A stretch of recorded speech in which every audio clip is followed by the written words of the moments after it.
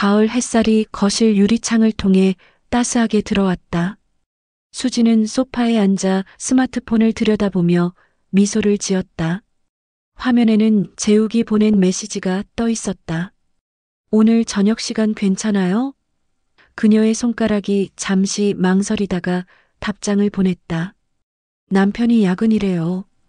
7시에 그 카페에서 봐요. 수지는 올해로 35이었다. 철호와 결혼한 지 10년째였다. 처음 몇 년은 행복했다. 철호는 성실한 남편이었고 그녀를 아꼈다. 하지만 세월이 흐르면서 그들 사이에는 보이지 않는 벽이 생겼다. 철호는 회사 일에 매달렸고 수지는 점점 외로워졌다. 대화는 줄어들었고 주말에도 철호는 골프 모임이나 회사 사람들과의 술자리로 집을 비웠다. 재욱을 처음 만난 것은 석 달 전이었다. 철호의 대학 동기이자 절친한 친구였던 그가 오랜만에 한국에 돌아왔다. 재욱은 10년 전 미국으로 이민을 갔고 사업에 성공해 여유로운 삶을 살고 있었다. 철호는 친구의 귀국을 진심으로 반겼고 집으로 초대해 저녁 식사를 대접했다. 그날 저녁 수지는 재욱을 처음 보는 순간 묘한 감정을 느꼈다. 재욱은 철호와는 달랐다. 부드러운 미소와 배려 깊은 말투, 그리고 여자의 말에 귀 기울일 줄 아는 남자였다. 저녁 식사 내내 재욱은 수진에게 질문을 던졌다. 요즘 어떻게 지내세요? 취미 생활은 하세요? 철호가 한 번도 묻지 않았던 질문들이었다. 그 후로 재욱은 자주 그들 부부를 만나자고 했다. 철호는 친구와의 재회가 반가워 흔쾌히 응했다. 하지만 철호가 갑작스러운 회식이나 야근으로 자리를 비우는 일이 잦아지면서 수진과 재욱만 만나는 경우가 늘어났다. 처음에는 어색했다. 남편의 친구와 단둘이 만난다는 것이 조심스러웠다. 하지만 재욱은 그녀를 편안하게 만들었다. 철호 형은 요즘도 바쁜가 봐요. 재욱이 커피를 홀짝이며 말했다. 그들은 강남의 조용한 카페에 앉아 있었다. 네, 요즘 프로젝트 때문에 정신이 없대요. 수진이 대답했다. 그녀의 목소리에는 체념이 묻어났다. 재욱은 그녀의 표정을 읽었다. 외로우시겠어요. 그의 말은 단순한 위로가 아니었다. 진심이 담겨 있었다. 수지는 고개를 숙였다. 결혼 생활이 다 그런 거 아니겠어요. 그녀는 웃으려 했지만 웃음이 나오지 않았다. 재욱이 조심스럽게 손을 뻗어 그녀의 손을 덮었다. 수진 씨는 더 행복할 자격이 있어요. 그 순간 수진의 가슴이 뛰기 시작했다. 오랜만에 느끼는 설렘이었다. 그날 이후 그들의 만남은 더 잦아졌다. 처음에는 커피를 마시는 것으로 시작했지만 점차 저녁 식사를 함께하고 영화를 보러 가고 한강변을 산책했다.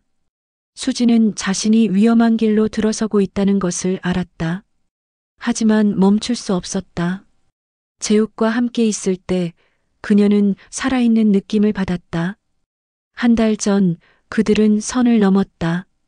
재욱이 머물고 있는 호텔바에서 와인을 마시다가 어느새 그의 방으로 들어갔다. 수지는 죄책감을 느꼈지만 동시에 해방감도 느꼈다. 철호에게서 느껴본 적 없는 열정과 관심을 재욱에게서 받았다. 그날 밤 그녀는 오랫동안 잊고 있었던 여자로서의 자신을 발견했다. 이제 그들의 관계는 몇 주째 계속되고 있었다. 수지는 두 개의 삶을 살고 있었다. 낮에는 철호의 아내로, 밤에는 재욱의 연인으로. 그녀는 거울을 볼 때마다 자신이 낯설었다. 나는 지금 무엇을 하고 있는 걸까? 하지만 재욱의 전화가 오면 모든 의문은 사라졌다. 철호는 아무것도 눈치채지 못했다. 아니, 눈치챌 여유가 없었다. 그는 여전히 회사 일에 매달려 있었고 집에 돌아와서도 피곤한 표정으로 소파에 앉아 텔레비전만 보았다. 수진이 무엇을 하는지, 어디에 가는지 묻지 않았다. 그들의 대화는 점점 더 형식적이 되어갔다. 어느 날 저녁 철호가 퇴근 후 집에 일찍 돌아왔다. 오늘은 일찍 끝났어.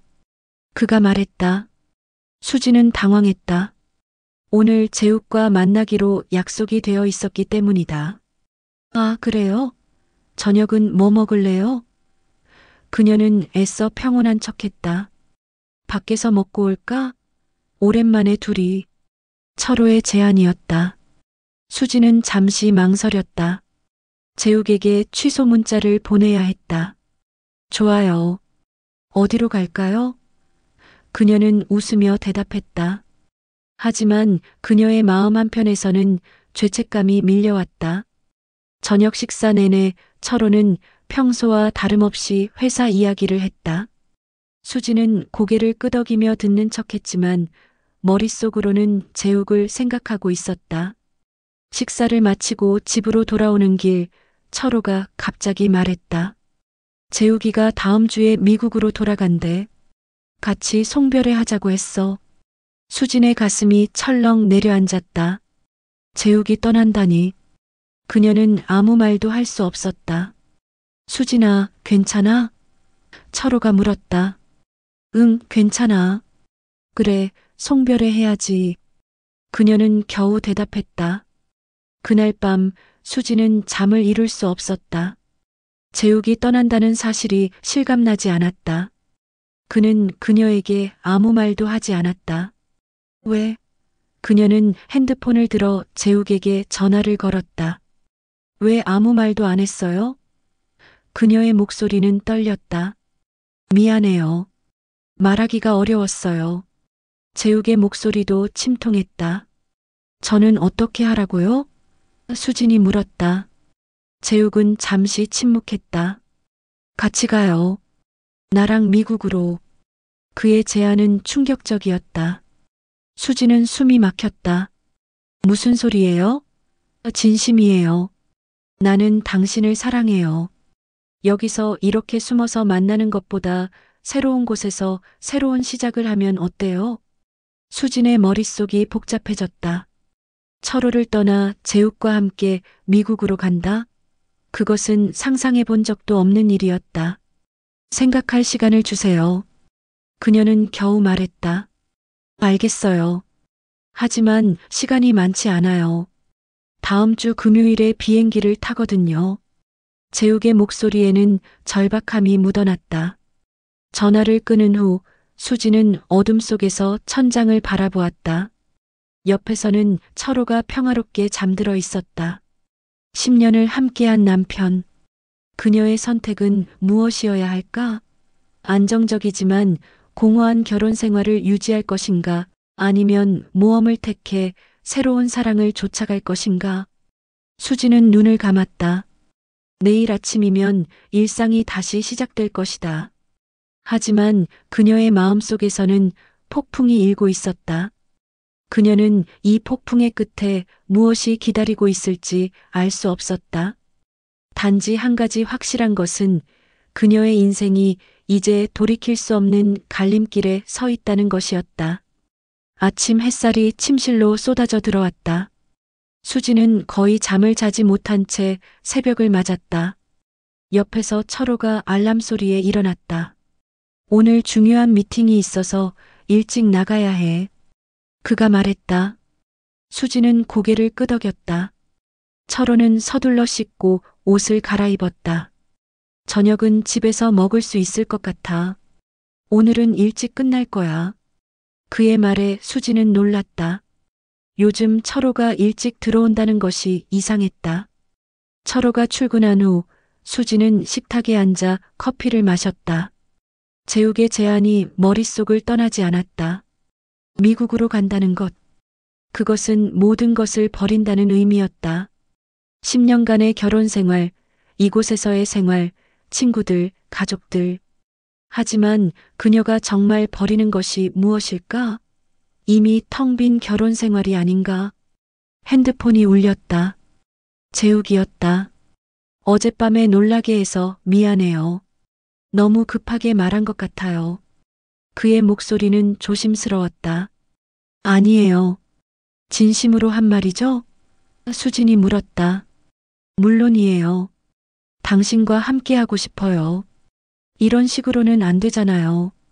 재욱의 답변은 확고했다. 수진은 잠시 침묵했다. 오늘 만날 수 있어요? 물론이죠. 언제 어디서? 점심때 청담동 그 레스토랑에서요. 알겠어요. 12시에 봬요. 전화를 끊고 수진은 옷장을 열었다. 무엇을 입어야 할까? 그녀는 검은색 원피스를 꺼냈다. 재욱이 좋아하는 옷이었다. 레스토랑에 도착했을 때 재욱은 이미 와 있었다. 그는 창가 자리에 앉아 있었고 수진을 보자 일어나 미소 지었다. 오셨네요. 그가 의자를 빼주었다. 수진이 앉자 재욱이 그녀의 손을 잡았다. 어젯밤에 잠 못 잤죠? 어떻게 알았어요? 당신 얼굴만 봐도 알아요. 웨이터가 와서 주문을 받았다. 그들은 메뉴를 보지도 않고 적당히 주문했다. 음식은 중요하지 않았다. 수진 씨, 제 제안에 대해 생각해 봤어요? 재욱이 직설적으로 물었다. 수진은 고개를 들어 그를 바라보았다. 미국으로 가면 우리는 어떻게 되는 거예요? 당신도 아내가 있잖아요. 재욱의 표정이 어두워졌다. 제 결혼은 이미 끝났어요. 형식만 유지하고 있을 뿐이에요. 아내와는 3년 전부터 별거 중이에요. 당신도 알다시피 제가 한국에 혼자 온 이유죠. 수지는 놀랐다. 재욱이 별거 중이라는 것은 처음 듣는 이야기였다. 왜 그동안 말 안 했어요? 말하기 어려웠어요. 철호 형에게도 말 안 했으니까. 형은 제가 행복하게 사는 줄 알고 있어요. 재욱이 한숨을 쉬었다. 저는 오랫동안 외로웠어요. 사업은 잘 됐지만 개인적으로는 불행했죠. 그러다 당신을 만났어요. 처음 봤을 때부터 뭔가 끌렸어요. 당신의 눈빛에서 저와 같은 외로움을 봤거든요. 수진의 가슴이 먹먹해졌다. 재욱의 말은 진심이었다. 하지만 저는 아직 결혼했잖아요. 철호를 떠나는 것이 쉽지 않아요. 사랑하나요? 철호 형을? 재욱의 질문은 날카로웠다. 수지는 대답할 수 없었다. 사랑? 그녀는 철호를 사랑했던 적이 있었다. 하지만 지금은 모르겠어요. 수진이 솔직하게 대답했다. 처음에는 사랑했어요. 하지만 세월이 지나면서 우리는 서로에게 무관심해졌어요. 이제는 같은 집에 사는 남남 같아요. 대화도 없고 스킨십도 없고. 그녀의 목소리가 떨렸다. 재욱이 그녀의 손을 더 꽉 잡았다. 그럼 왜 망설이는 거예요? 두려워요. 수진이 고백했다. 모든 것을 버리고 새로 시작한다는 게 만약 실패하면 어떡해요? 돌아갈 곳이 없잖아요. 재욱이 그녀의 얼굴을 들여다보았다. 인생에 보장된 것은 없어요. 하지만 한 가지 확실한 건 여기서 이대로 있으면 당신은 평생 불행할 거예요. 저와 함께 가면 적어도 행복할 기회라도 있어요. 음식이 나왔지만 둘 다 손을 대지 않았다. 수지는 창밖을 바라보았다. 거리에는 사람들이 바쁘게 걸어가고 있었다. 모두 자신의 삶을 살고 있었다. 그녀도 자신의 삶을 살 권리가 있지 않은가? 시간을 주세요. 금요일까지는 답을 드릴게요. 수진이 말했다. 알겠어요. 기다릴게요. 재욱이 미소 지었다. 그들은 잠시 식사를 했다. 대화는 가벼운 주제로 바뀌었지만 두 사람 모두 마음이 무거웠다. 식사를 마치고 레스토랑을 나서는데 수진의 핸드폰이 울렸다. 철호였다. 여보, 나 지금 어디야? 그의 목소리가 들렸다. 밖에 나왔어요. 쇼핑 중이에요. 수진이 거짓말을 했다. 그래. 오늘 저녁에 재욱이랑 같이 집에 갈게. 같이 저녁 먹자고 했어. 철호의 말에 수진은 당황했다. 재욱을 쳐다보았다. 재욱도 같은 표정이었다. 알았어요. 집에서 뭐 준비할까요? 아니, 우리가 치킨 사갈게. 편하게 있어. 전화를 끊고 수지는 재욱에게 말했다. 오늘 저녁에 우리 집에 온대요. 알아요. 형한테서 문자 받았어요. 재욱이 핸드폰을 보여줬다. 어떡하죠? 같이 있으면 어색할 것 같아요. 수진이 걱정했다. 괜찮아요. 자연스럽게 행동하면 돼요. 형은 눈치 없잖아요. 재욱이 웃었지만 웃음이 쓸쓸해 보였다. 수지는 집으로 돌아왔다. 거실을 정리하고 맥주를 냉장고에 넣었다. 마음이 복잡했다. 저녁에 세 사람이 한자리에 모이는 것이 불편했다. 남편과 불륜 상대가 친구 사이라는 것. 이 상황은 드라마보다 더 드라마 같았다. 저녁 6시 철호가 재욱과 함께 집에 도착했다. 그들은 치킨과 맥주를 들고 왔다. 수진아, 우리 왔어. 철호가 밝게 말했다. 수진은 현관으로 나가 그들을 맞았다. 어서 오세요. 그녀는 재욱과 눈을 마주치지 않으려 애썼다. 수진 씨, 안녕하세요. 재욱이 정중하게 인사했다. 거실 테이블에 치킨을 놓고 세 사람은 앉았다. 철호가 맥주를 따랐다. 야, 진짜 오랜만이다. 이렇게 셋이서 편하게 있는 것도. 철호가 말했다. 재욱이 웃으며 맥주를 들었다. 그러게. 형, 요즘 회사 일은 어때? 바쁘지 뭐. 근데 보람은 있어. 이번 프로젝트 잘 되면 승진할 것 같아. 수지는 조용히 앉아 치킨을 집어 먹었다. 두 남자의 대화를 듣고 있자니 현실감이 없었다. 철호는 아무것도 모르고 친구와 즐겁게 이야기하고 있었다. 그 친구가 자기 아내와 불륜 관계라는 것도 모른 채. 수지는 죄책감이 밀려왔다. 이것은 배신이었다. 철호를 배신하는 것이고 그들의 우정도 배신하는 것이었다. 수진아, 너는 요즘 뭐해? 철호가 갑자기 물었다. 수지는 놀라 고개를 들었다. 응? 평소처럼 지내지. 집안이라고. 취미 생활 같은 거 하면 어때? 요가 센터 같은 데 다니든지. 철호의 제안이었다. 생각해 볼게. 수진이 짧게 대답했다. 재욱이 끼어들었다. 수진 씨는 사진 찍는 것 좋아하시잖아요. 사진 클래스 같은 거 들어보시는 건 어때요? 수진은 재욱을 쳐다보았다. 그가 자신의 취미를 기억하고 있다는 것이 놀라웠다. 철호는 자신의 취미조차 몰랐다. 사진? 수진이가 사진 좋아해? 철호가 물었다. 네, 예전에 말씀하신 적 있어요. 재욱이 대답했다. 사실 수지는 철호에게 말한 적이 없었다. 재욱에게만 이야기했었다. 아, 그랬어? 내가 까먹었나 보네. 철호가 머리를 극적였다. 수지는 씁쓸한 미소를 지었다. 이것이 그들 관계의 현실이었다.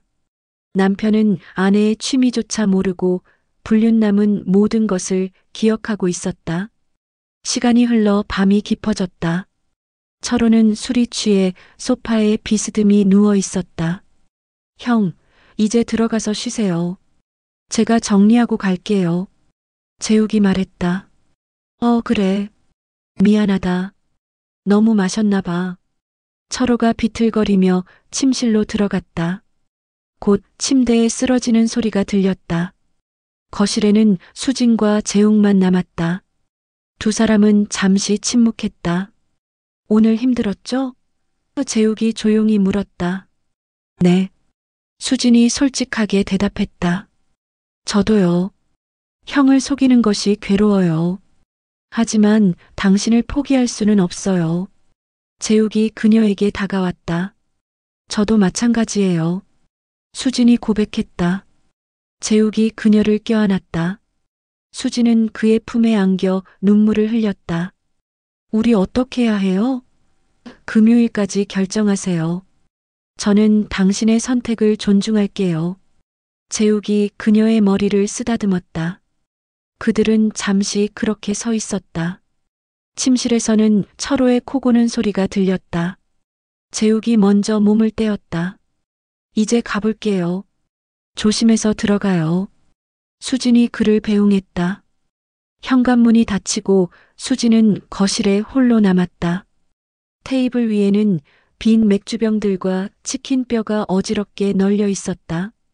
그녀는 정리를 시작했다. 손을 움직이면서도 머릿속은 복잡했다. 정리를 마치고 침실로 들어갔다. 철호는 옷도 제대로 벗지 않고 잠들어 있었다. 수진은 그의 옷을 벗겨주고 이불을 덮어줬다. 철호의 얼굴을 바라보았다. 10년을 함께한 남자. 한때는 사랑했던 남자. 하지만 이제는 낯선 사람 같았다.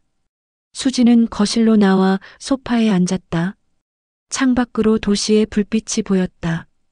저 불빛 아래 얼마나 많은 사람들이 그녀처럼 고민하고 있을까? 사랑과 의무 사이에서, 열정과 안정 사이에서 방황하는 사람들. 수지는 결정을 내려야 했다. 금요일까지. 그것은 사흘 후였다. 수요일 아침이 밝았다. 수지는 또 한 번 잠 못 이룬 밤을 보냈다. 철호는 어제 술을 많이 마셔서인지 늦게까지 자고 있었다. 수지는 조용히 일어나 거실로 나왔다. 창문을 열자 시원한 가을 바람이 들어왔다. 이제 이틀 남았다. 금요일이면 결정을 내려야 했다. 핸드폰을 보니 엄마에게서 전화가 와 있었다. 수지는 잠시 망설이다가 전화를 걸었다. 엄마, 나야. 수진아, 어제 전화했는데 왜 안 받았어? 엄마의 목소리가 들렸다. 미안해요. 손님이 와서 바빴어요. 그래. 철호는 잘 지내지? 네, 잘 지내요. 엄마와의 통화는 평범했다. 건강은 어떤지, 밥은 잘 챙겨 먹는지, 철호는 회사에서 잘하고 있는지, 일상적인 질문들이었다. 하지만 수지는 대답할 때마다 가슴이 찔렸다. 만약 엄마가 자신이 지금 무엇을 하고 있는지 안다면? 만약 철호를 떠나 다른 남자와 미국으로 간다고 하면? 수진아, 너 목소리가 이상하다. 무슨 일 있어? 엄마의 예리한 질문이었다. 아니에요, 엄마. 그냥 좀 피곤해서 그래요. 요즘 철호랑 사이는 괜찮아? 결혼 생활이 다 그렇긴 하지만 서로 이해하고 살아야 해. 엄마의 말에 수지는 눈물이 날 것 같았다. 네, 엄마. 걱정 마세요. 전화를 끊고 수지는 소파에 주저앉았다. 엄마, 아빠. 그들은 수진이 철호와 결혼할 때 얼마나 기뻐했던가. 철호는 안정적인 직장을 가진 성실한 남자였다. 부모님은 딸이 행복하게 살 것이라고 믿었다. 그런데 지금 수지는 그 모든 것을 버리려 하고 있었다. 침실에서 철호가 일어나는 소리가 들렸다. 아, 머리야. 그가 중얼거렸다. 수지는 부엌으로 가서 해장국을 끓이기 시작했다. 철호가 비틀거리며 나왔다. 어제 너무 마신 것 같아. 미안해. 괜찮아요. 앉아 있어요. 해장국 끓이고 있어요. 수진이 말했다. 철호는 식탁에 앉았다. 재욱이 그 친구 참 좋은 놈이야.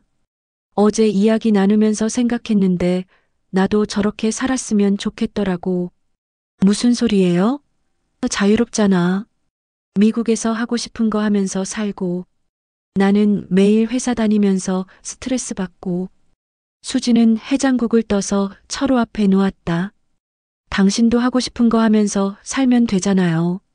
그게 쉬워?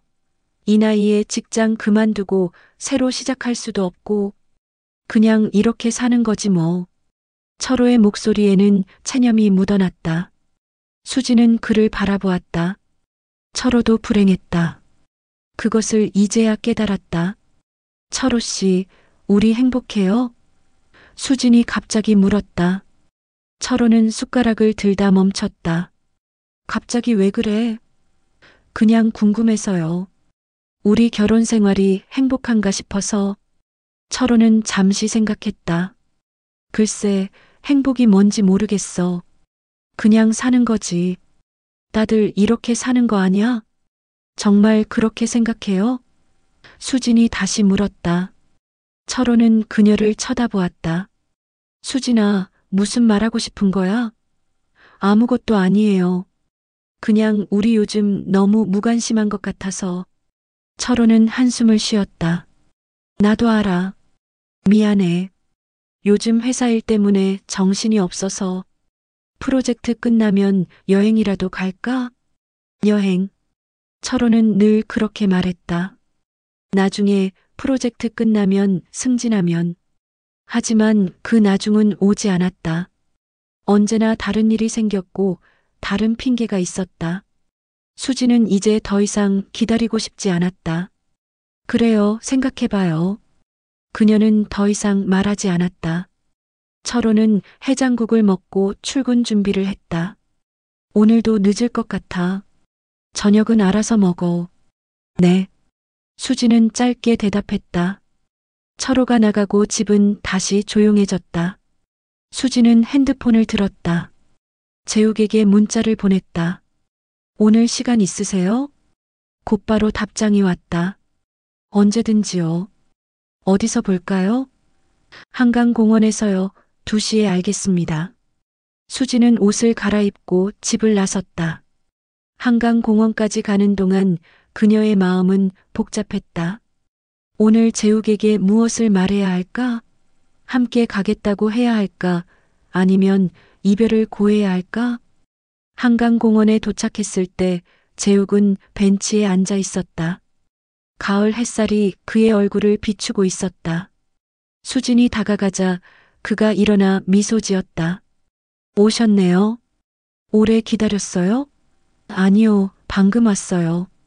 그들은 나란히 벤치에 앉았다. 한강은 평화로웠다. 자전거를 타는 사람들, 산책하는 연인들, 강아지를 데리고 나온 가족들, 모두가 행복해 보였다. 수진 씨, 결정하셨어요? 재욱이 조심스럽게 물었다. 수진은 강물을 바라보았다. 아직이요. 너무 어려운 결정이에요. 알아요. 쉽지 않죠. 제가 너무 무리한 부탁을 한 것 같아요. 재욱의 목소리가 침통했다. 아니에요. 당신 잘못이 아니에요. 제가 우유부단한 거예요. 수진이 고개를 저었다. 아침에 엄마한테 전화 받았어요. 그리고 철호랑 이야기도 했고요. 무슨 이야기를? 행복하냐고 물었어요.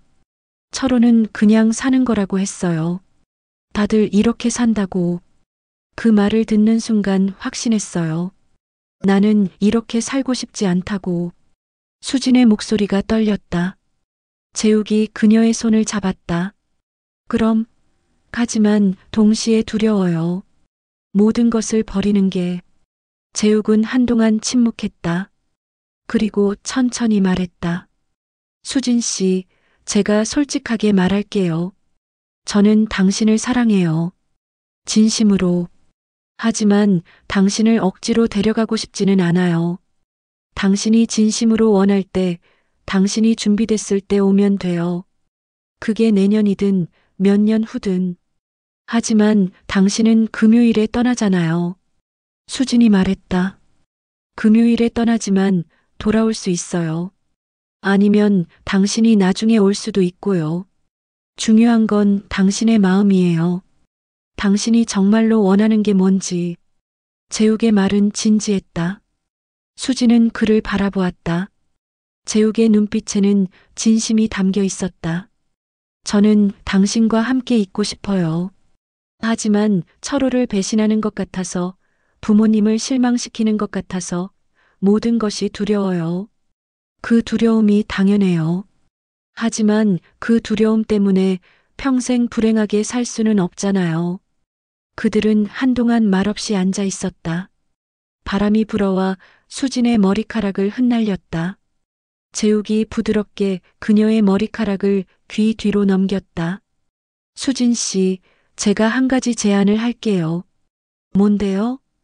오늘 밤 저랑 호텔에서 하룻밤 묵어요. 아무것도 안 해도 돼요. 그냥 함께 있으면서 진지하게 생각해봐요. 수지는 놀랐다. 호텔에서? 네.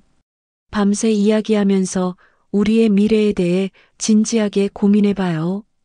그리고 내일 아침에 최종 결정을 하는 거예요. 어때요? 재욱의 제안은 진지했다. 수지는 잠시 망설였다. 철호에게 뭐라고 해야 할까? 하지만 이것은 그녀의 인생이었다. 결정을 내려야 했다. 좋아요. 그렇게 해요. 수진이 말했다. 재욱이 미소 지었다. 철호 형한테는 친구 만나서 늦는다고 할게요. 요즘 어차피 저한테 관심도 없어요. 수진의 목소리에는 쓸쓸함이 묻어났다. 그럼 저녁 먹고 호텔로 가요. 제가 좋은 곳 예약할게요. 그들은 공원을 떠나 근처 식당으로 갔다. 저녁 식사를 하는 동안 대화는 가벼웠다. 과거의 추억들, 미래의 꿈들. 수지는 재욱과 이야기할 때 편안함을 느꼈다. 그는 그녀의 말을 경청했고 그녀의 감정을 이해했다. 철호에게서는 느껴본 적 없는 교감이었다. 식사를 마치고 재욱이 예약한 호텔로 갔다. 강남의 고급 호텔이었다. 로비는 화려했고 직원들은 친절했다. 재욱이 체크인을 하고 그들은 엘리베이터를 탔다. 수진의 가슴이 두근거렸다. 이것은 옳은 일일까? 방은 넓고 깨끗했다. 창밖으로 서울의 야경이 보였다. 수지는 창가에 서서 밖을 바라보았다. 재욱이 뒤에서 그녀를 안았다. 두려워하지 마세요. 제가 곁에 있어요. 그의 목소리는 따뜻했다. 수지는 그의 품에 기댔다. 이 순간만큼은 모든 것을 잊고 싶었다. 그들은 소파에 앉아 와인을 마셨다. 대화는 깊어졌다. 재욱은 자신의 과거에 대해 솔직하게 말했다. 결혼 생활의 실패, 사업의 성공 뒤에 숨겨진 외로움, 한국에 돌아온 진짜 이유. 사실 형을 만나러 온 것도 있지만 이곳에서 새로운 시작을 하고 싶었어요. 그런데 당신을 만났죠. 수진도 자신의 이야기를 했다. 결혼 초기의 행복, 점점 멀어지는 철호, 외로움, 그리고 재욱을 만난 후의 혼란. 당신을 만나고 제가 살아있다는 느낌을 받았어요. 오랫동안 잊고 있었던 감정이었어요. 재욱이 그녀의 손을 잡았다. 저도 그래요. 밤이 깊어졌다. 그들은 침대에 나란히 누웠다. 재욱이 그녀를 껴안았다. 수진 씨, 내일 아침에 당신이 어떤 결정을 내리든 존중할게요. 하지만 한 가지만 알아줘요. 나는 진심으로 당신을 사랑해요. 수지는 그의 가슴에 얼굴을 묻었다. 나도 당신을 사랑해요. 그날 밤 그들은 사랑을 나눴다. 하지만 이전과는 달랐다. 더 절실했고 더 애절했다. 이것이 마지막일지도 모른다는 생각 때문이었다. 수지는 재욱의 품에서 눈물을 흘렸다. 행복과 슬픔이 뒤섞인 눈물이었다. 새벽녘 수지는 잠에서 깼다. 옆에서 재욱이 평화롭게 자고 있었다. 그녀는 조용히 일어나 창가로 갔다. 동이 트고 있었다. 새로운 하루가 시작되고 있었다. 오늘 그녀는 결정을 내려야 했다. 철호와의 삶을 유지할 것인가, 재욱과 함께 새로운 삶을 시작할 것인가. 수지는 핸드폰을 봤다. 철호에게서 문자가 와 있었다. 잘 자고 있어? 나 오늘 회식이야. 늦을 것 같아. 짧고 무심한 문자였다. 그녀의 부재를 걱정하는 내용도 없었다. 수지는 씁쓸하게 웃었다. 이것이 그들 관계의 현실이었다. 재욱이 깨어났다. 일찍 일어났네요. 그가 말했다. 잠이 안 와서요. 수진이 대답했다. 재욱이 일어나 그녀 옆으로 왔다. 결정하셨어요? 수지는 그를 돌아보았다. 재욱의 눈빛은 간절했다. 아직요. 조금만 더 시간을 주세요. 그들은 호텔 레스토랑에서 아침 식사를 했다. 음식은 맛있었지만 수지는 제대로 먹을 수 없었다. 마음이 무거웠다. 식사를 마치고 호텔 로비로 내려왔다. 이제 어떻게 할까요? 재욱이 물었다. 집에 가봐야 할 것 같아요. 생각을 정리하고 싶어요. 수진이 말했다. 알겠어요. 제가 데워드릴까요? 아니요, 혼자 갈게요. 연락할게요. 수진이 고개를 저었다. 재욱이 그녀를 안았다. 무슨 결정을 내리든 당신의 행복을 바랄게요. 수진은 그의 품에서 눈물을 참았다. 고마워요. 그들은 호텔 앞에서 헤어졌다. 택시를 타고 집으로 가는 동안 수진의 머릿속은 복잡했다. 재욱과 함께 보낸 밤은 행복했다. 하지만 현실로 돌아오니 모든 것이 무거웠다. 10년의 결혼 생활, 가족, 사회적 시선. 그녀가 버려야 할 것들이 너무 많았다. 집에 도착했을 때는 오전 10시였다. 철호는 당연히 출근하고 없었다. 수지는 샤워를 하고 소파에 앉았다. 결정을 내려야 했다. 내일이 금요일이었다. 재욱이 떠나는 날. 그녀는 눈을 감고 깊은 생각에 잠겼다. 목요일 오후 수지는 여전히 결정을 내리지 못하고 있었다. 집안을 정리하면서도 머릿속은 복잡했다. 재욱에게 연락을 해야 하는데 무슨 말을 해야 할지 몰랐다. 그때 현관벨이 울렸다. 누구일까? 택배는 아침에 이미 받았는데. 문을 열자 철호의 어머니, 시어머니가 서 있었다. 어머니? 수지는 깜짝 놀랐다. 갑자기 오셨어요? 깜짝 방문이야. 근처에 볼 일이 있어서 들렀어. 시어머니가 집 안으로 들어왔다. 수지는 당황하며 그녀를 맞았다.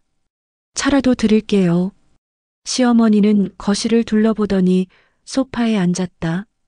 집이 깨끗하네. 역시 우리 며느리는 살림을 잘해. 수지는 주방에서 차를 준비하며 긴장했다. 시어머니의 방문이 불길하게 느껴졌다. 여기요, 어머니. 수진이 차를 내왔다. 수진아, 요즘 철호랑은 잘 지내지? 시어머니의 질문이 시작됐다. 네, 잘 지내요. 수진이 대답했다. 철호가 요즘 일이 바쁘다던데 너는 외롭지 않아? 괜찮아요. 이해해요. 수진은 짧게 답했다. 시어머니는 차를 한 모금 마시고는 수진을 똑바로 쳐다봤다. 수진아, 엄마한테 솔직하게 말해봐. 요즘 무슨 일 있어? 시어머니의 눈빛이 날카로웠다. 수진의 심장이 빠르게 뛰기 시작했다. 무슨 말씀이세요? 너 요즘 이상해. 철호가 그러더라. 며칠 전에 밤늦게 들어왔다고. 친구 만났다고 했다면서? 수진은 당황했다. 철호가 시어머니한테 말했나? 네, 친구 만났어요. 어떤 친구? 대학 동기요. 수진은 거짓말을 했다. 시어머니는 의심스러운 눈으로 그녀를 바라봤다. 수진아, 결혼 생활이 힘들어도 참아야 해. 다들 그렇게 사는 거야. 밖에서 이상한 짓 하면 안 돼. 수진은 모욕감을 느꼈다. 어머니, 저 이상한 짓 안 해요. 그럼 다행이고. 요즘 세상에 이상한 여자들 많아. 남편 두고 바람 피우고. 우리 집안은 그런 일 없어야 해. 시어머니의 말은 계속됐다. 수지는 참기 힘들었다. 만약 시어머니가 진실을 안다면? 어머니, 저 철호한테 충실해요. 걱정 안 하셔도 돼요. 수진이 단호하게 말했다. 시어머니는 잠시 침묵하더니 일어났다. 그래, 믿을게. 근데 조심해. 결혼 생활은 쉬운 게 아니야. 노력해야 해. 수지는 시어머니를 배웅했다.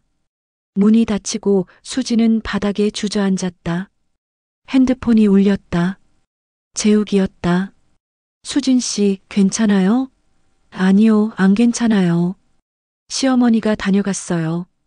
수진의 목소리가 떨렸다. 뭐라고 하셨어요? 제가 요즘 이상하다고 조심하라고. 혹시 우리 일을 눈치챈 건가요? 모르겠어요. 하지만 의심하시는 것 같아요. 수지는 공포를 느꼈다. 만약 들킨다면? 시어머니가 알게 된다면? 철호가 알게 된다면? 그녀의 인생은 끝날 것이다. 수진 씨, 진정해요. 아직 들킨 건 아니에요. 재욱이 그녀를 안심시키려 했다. 하지만 이제 더 조심해야 해요. 시어머니가 감시할 것 같아요. 그럼 어떡하죠? 내일이 마지막인데. 재욱의 목소리에 절망이 묻어났다. 모르겠어요. 머리가 복잡해요. 수진이 말했다. 오늘 밤에 만날 수 있어요? 위험해요. 시어머니가 철호한테 말했을 수도 있어요. 그럼 전화로라도 이야기해요. 밤에 제가 다시 연락할게요. 전화를 끊고 수지는 한동안 멍하니 앉아 있었다. 모든 것이 꼬여가고 있었다. 그녀는 화장실로 가서 거울을 봤다. 거울 속에 자신이 낯설었다. 이 여자는 누구인가? 남편을 배신하고 시댁을 속이고 불륜을 저지르는 여자. 그녀는 스스로가 싫었다. 저녁이 되어 철호가 퇴근했다. 오늘 엄마 왔다 갔다며? 철호가 물었다. 네, 갑자기 오셨어요. 뭐라고 하시던? 별 말씀 없으셨어요. 그냥 잘 지내냐고. 수지는 태어난 척했다. 철호는 의심하지 않는 것 같았다. 엄마가 요즘 너 걱정하시더라. 내가 너무 바빠서 내가 외로울까봐. 괜찮다고 전해드려요. 수진이 말했다. 저녁 식사는 조용했다. 철호는 피곤한 듯 빨리 먹고 소파에 앉아 텔레비전을 켰다. 수지는 설거지를 하면서 눈물을 흘렸다. 이 일상이 너무 공허했다. 하지만 동시에 익숙했다. 이것을 버리는 것이 맞는 걸까? 밤 11시 철호가 먼저 잠자리에 들었다. 수지는 거실에 남아 재욱의 전화를 기다렸다. 자정이 되자 전화가 왔다. 수진 씨, 자고 있었어요? 아니요, 깨어 있었어요. 오늘 하루 어땠어요? 힘들었어요. 시어머니 방문 때문에 정신이 없었어요. 내일이 마지막인데 결정하셨어요? 재욱의 질문이었다. 수지는 깊은 한숨을 쉬었다. 재욱 씨, 솔직하게 말할게요. 저 아직도 확신이 안 서요. 당신을 사랑하는 건 맞아요. 하지만 모든 것을 버리는 게 너무 무서워요. 재욱은 잠시 침묵했다. 알아요. 이해해요. 미안해요. 당신한테 기대를 준 것 같아서. 수진의 목소리가 떨렸다. 아니에요. 수진 씨 잘못이 아니에요. 제가 너무 급하게 밀어붙인 것 같아요. 재욱이 말했다. 내일 공항에 나갈게요. 배웅할게요. 정말요? 네, 그 정도는 해야죠. 수진 씨, 마지막으로 한 가지만 물어볼게요. 만약 모든 두려움이 없다면, 순수하게 당신의 마음만 따른다면 어떤 선택을 하시겠어요? 재욱의 질문에 수지는 대답할 수 없었다. 그녀는 알고 있었다. 답을. 하지만 말할 수 없었다. 내일 봬요.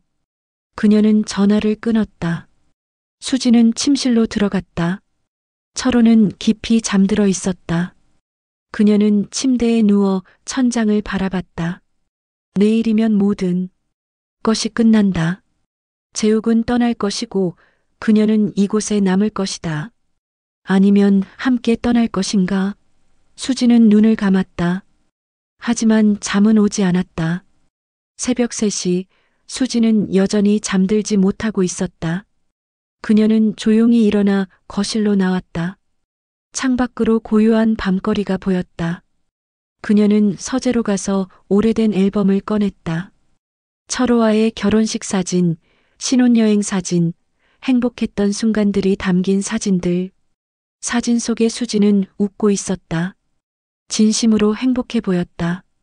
그때는 정말 행복했었다. 철호도 다정했고 그녀를 사랑한다고 매일 말했다. 무엇이 변했을까? 언제부터 그들은 이렇게 멀어진 걸까? 수진은 사진을 쓰다듬으며 눈물을 흘렸다. 수진아, 왜 안 자고 여기 있어?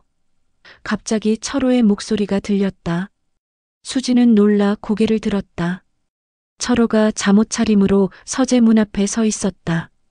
잠이 안 와서요. 무슨 생각해? 철호가 다가왔다. 그는 수진이 보고 있던 앨범을 봤다. 결혼 앨범이네. 철호가 옆에 앉았다. 그도 사진을 들여다봤다. 우리 참 젊었네. 벌써 10년이나 됐다니. 그의 목소리에 감회가 묻어났다. 그러게요. 수진이 조용히 대답했다. 수진아, 요즘 내가 너한테 소홀했지? 철호가 갑자기 물었다. 수진은 그를 쳐다봤다. 왜 갑자기 그런 말을? 엄마가 오늘 전화하셨어. 너 요즘 외로워 보인다고. 내가 너무 일만 하고 가정을 돌보지 않는다고 하시더라. 철호가 말했다. 어머니가 걱정이 많으세요. 아니야, 엄마 말이 맞아. 나도 느끼고 있었어. 우리 요즘 대화도 없고 함께 있어도 멀게만 느껴지고. 수지는 놀랐다. 철호도 느끼고 있었던 것이다. 저도 그래요. 우리 언제부터 이렇게 됐을까요? 글쎄, 정확히는 모르겠어. 어느 순간부터 서로에게 무관심해진 것 같아. 나는 회사 일에 매달렸고, 너는 너대로 외로웠겠지. 철호의 목소리가 침통했다. 철호 씨, 우리 다시 시작할 수 있을까요? 수진이 조심스럽게 물었다. 철호는 그녀를 바라봤다. 너도 그러고 싶어? 모르겠어요. 솔직히 확신이 안 서요. 우리가 너무 멀어진 것 같아서. 수진의 솔직한 고백이었다. 철호는 한숨을 쉬었다. 나도 그래. 어떻게 해야 할지 모르겠어. 그들은 한동안 침묵했다. 10년을 함께 산 부부가 이렇게 서먹할 수 있다는 것이 슬펐다. 수진아, 나 솔직하게 말할게. 철호가 입을 열었다. 사실 나도 힘들었어. 회사에서는 성과 압박에 시달리고 집에 와서는 내가 날 반갑게 맞아주지 않는 것 같고 우리 언제부터 이렇게 됐을까 생각했어. 저도 마찬가지예요. 당신이 저한테 관심도 없는 것 같고 제 말을 들어주지 않는 것 같고. 수진이 말했다. 미안해. 내가 너무 나만 생각한 것 같아. 철호가 그녀의 손을 잡았다. 오랜만에 느끼는 철호의 손길이었다. 수진의 마음이 복잡해졌다. 우리 노력해볼까? 다시 처음처럼? 철호가 제안했다. 어떻게요? 일단 나부터 변해야겠지. 일도 줄이고 너랑 시간 더 보내고 대화도 하고 우리 결혼 생활을 포기하기엔 아직 이르잖아. 철호의 눈빛은 진지했다. 수진은 어떻게 대답해야 할지 몰랐다. 바로 그때였다. 수진의 핸드폰이 울렸다. 새벽 3시 반에 누구의 전화일까? 수진은 핸드폰을 봤다. 재욱이었다. 그녀는 당황했다. 누구야? 철호가 물었다. 모르는 번호네요. 스팸인가 봐요. 수진은 전화를 받지 않았다. 하지만 곧 문자가 왔다. 잠이 안 와서요. 내일 몇 시에 공항에 올 수 있어요? 철호가 수진의 핸드폰 화면을 봤다. 수진은 얼른 핸드폰을 감췄지만 늦었다. 누구야? 재욱이? 철호의 목소리가 날카로워졌다. 아, 그게. 수진은 당황해서 말을 잇지 못했다. 왜 재욱이가 너한테 새벽에 문자를 보내? 공항은 또 뭐야? 수진의 머릿속이 하얘졌다. 어떻게 설명해야 할까? 재욱 씨가 내일 미국으로 돌아가잖아요. 배웅하려고. 배웅? 너 혼자? 철호의 눈빛이 의심으로 가득 찼다.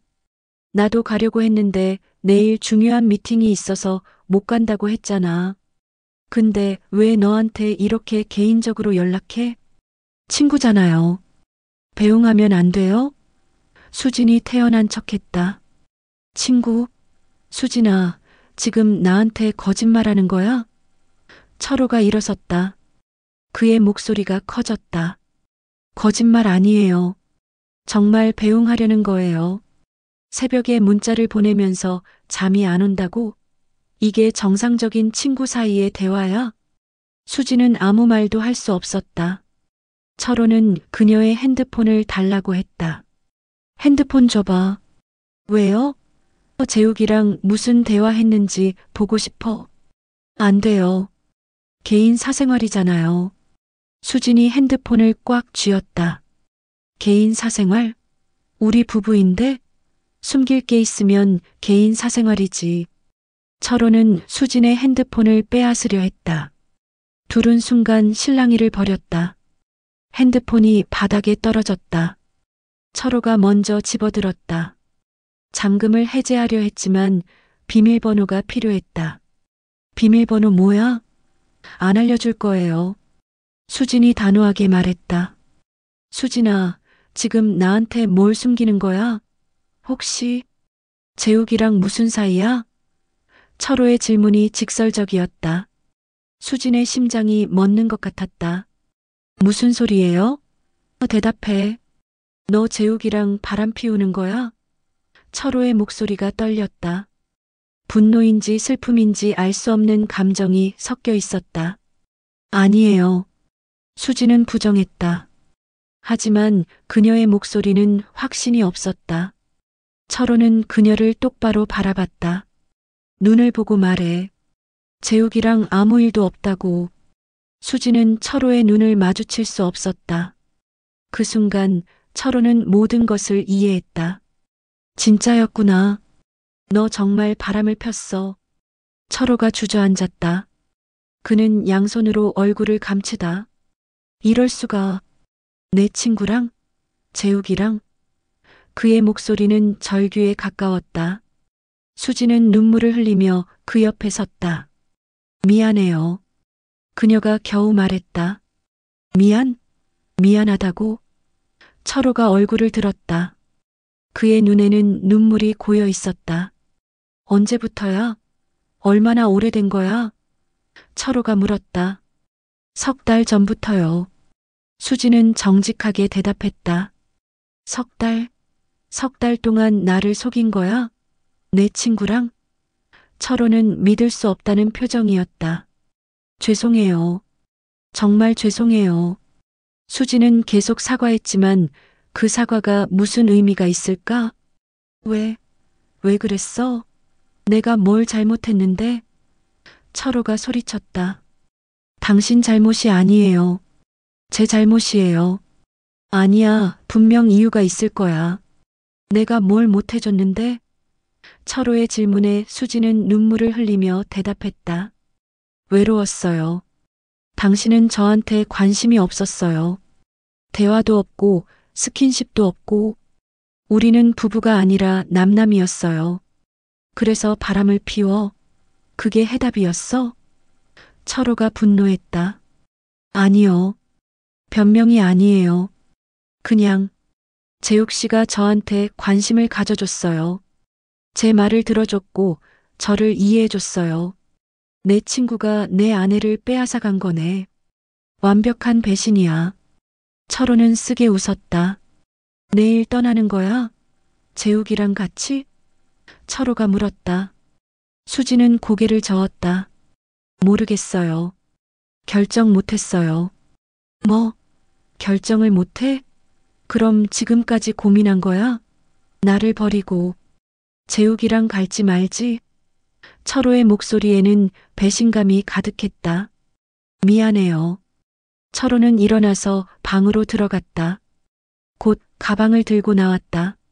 나 나갈게. 당신 얼굴 보기 싫어. 어디 가려고요? 모르겠어. 어디든. 당신 없는 곳. 철호는 현관으로 향했다. 수진이 그의 팔을 잡았다. 철호 씨, 이야기 좀 더 해요. 더 무슨 이야기를 해? 당신이 나를 배신했다는 걸 알았어. 내 친구랑. 더 이상 할 말 없어. 철호는 그녀의 손을 뿌리쳤다. 그래도 수진아, 내가 지금 당장 돌아오지 않으면 나는 당신한테 손을 댈 것 같아. 그러고 싶지 않아. 그러니까 나 좀 혼자 있게 해줘. 철호는 현관문을 박차고 나갔다. 쿵 소리와 함께 문이 닫혔다. 수지는 그 자리에 주저앉아 울었다. 모든 것이 무너져 내렸다. 그녀의 결혼 생활, 10년간의 관계, 모든 것이 한순간에 무너졌다. 그녀는 바닥에 엎드려 소리내어 울었다. 새벽 4시 수지는 여전히 바닥에 앉아 있었다. 핸드폰을 들어 재욱에게 전화를 걸었다. 여보세요? 재욱의 목소리가 들렸다.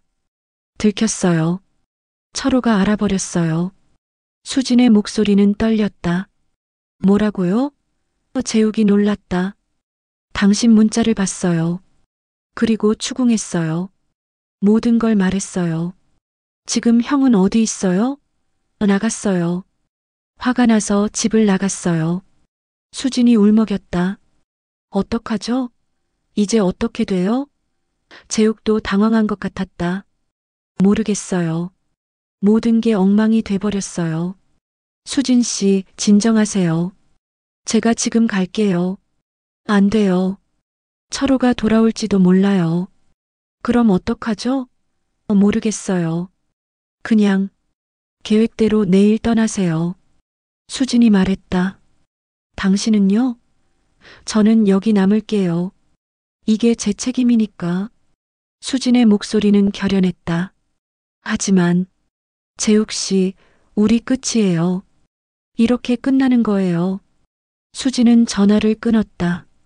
그녀는 소파에 앉아 창밖을 바라봤다.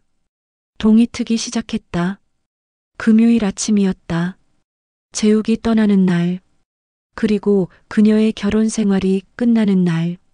수지는 눈물을 닦고 일어났다. 이제 그녀가 마주해야 할 현실이 기다리고 있었다. 금요일 아침 햇살이 쏟아져 들어왔지만 수진에게 그것은 아무 의미가 없었다. 그녀는 밤새 한숨도 자지 못했다. 소파에 앉아 멍하니 시간을 보냈다. 철호는 돌아오지 않았다. 핸드폰도 받지 않았다. 수지는 몇 번이고 전화를 걸었지만 연결되지 않았다. 9시쯤 현관벨이 울렸다. 철호가 돌아온 걸까? 수지는 서둘러 문을 열었다. 하지만 문 앞에 선 사람은 철호가 아니었다. 시어머니였다. 그리고 시아버지도 함께 있었다. 어머니, 아버지. 수지는 놀랐다. 안으로 들어가자. 시아버지의 목소리는 차가웠다. 그들은 거실로 들어왔다. 시어머니는 수진을 차갑게 바라봤다. 철호한테 전화 받았어. 어젯밤에. 시어머니가 입을 열었다. 수진의 심장이 가라앉았다. 철호가 부모님께 말했구나. 앉으세요. 시아버지가 소파를 가리켰다. 수진은 고개를 숙인 채 앉았다. 철호한테 다 들었어. 내가 바람을 폈다고. 철호 친구랑. 시어머니의 목소리는 분노로 떨렸다. 죄송합니다. 수지는 사과할 수밖에 없었다. 죄송하다고? 그게 끝이야? 시어머니가 소리쳤다. 우리 철호가 너한테 뭘 못해줬는데? 성실하게 일하고 가정을 책임지고 그런 남편을 두고 바람을 펴? 변명하지 않겠어요. 제 잘못이에요. 수진이 고개를 숙였다. 당연히 내 잘못이지. 결혼한 여자가 어떻게 그럴 수가 있어? 시어머니는 계속 그녀를 질책했다. 시아버지는 조용히 앉아 있다가 입을 열었다. 수진 씨, 이제 어떻게 할 생각이요? 죄송합니다. 정말 죄송합니다. 수진은 계속 사과했다. 사과로 끝날 문제가 아니야. 우리 아들이 지금 얼마나 상처받았는지 알아? 시아버지의 목소리도 차가웠다. 압니다. 정말 죄송해요. 철호는 지금 우리 집에 있어. 어젯밤에 와서 울더라고. 내 친구랑 아내가 바람을 폈다고. 수지는 참기 힘든 죄책감을 느꼈다. 철호가 부모님 앞에서 울었다니. 그는 자존심이 강한 사람이었다.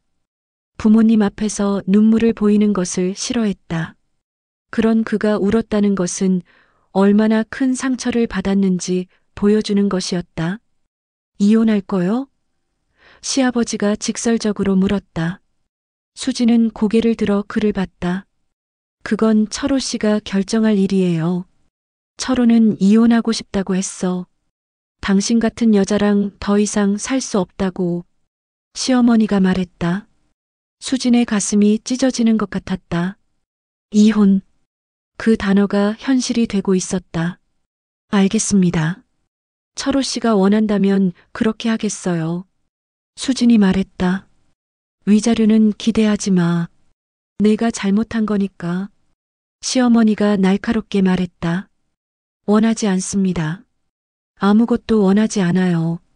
수지는 진심으로 말했다. 그녀에게는 이제 아무것도 중요하지 않았다. 그리고 이 일을 주변에 알리지 마. 우리 집안 망신이니까. 조용히 이혼하고 끝내. 시아버지가 단호하게 말했다. 네, 알겠습니다. 수지는 고개를 끄덕였다. 시어머니가 일어서며 마지막으로 말했다. 수진 씨, 당신 때문에 우리 가족이 얼마나 고통받는지 알아요. 절대 용서 못해. 그들은 떠났다. 수지는 혼자 남아 또다시 눈물을 흘렸다. 모든 것이 무너졌다. 10년간의 결혼 생활, 시댁과의 관계, 모든 것이 하룻밤 사이에 사라졌다. 그녀는 바닥에 주저앉아 울었다. 이것이 그녀가 선택한 길의 결과였다. 정오쯤 핸드폰이 울렸다. 재욱이었다. 수진 씨, 괜찮아요? 아니요. 수진의 목소리는 지쳐 있었다. 시댁에서 다녀가셨어요. 이혼하래요. 뭐라고요? 재욱이 놀랐다. 철호가 이혼하겠대요. 당연한 거죠. 제가 배신했으니까. 수진 씨, 제 잘못이에요. 제가 너무 무리하게. 아니에요. 제 선택이었어요.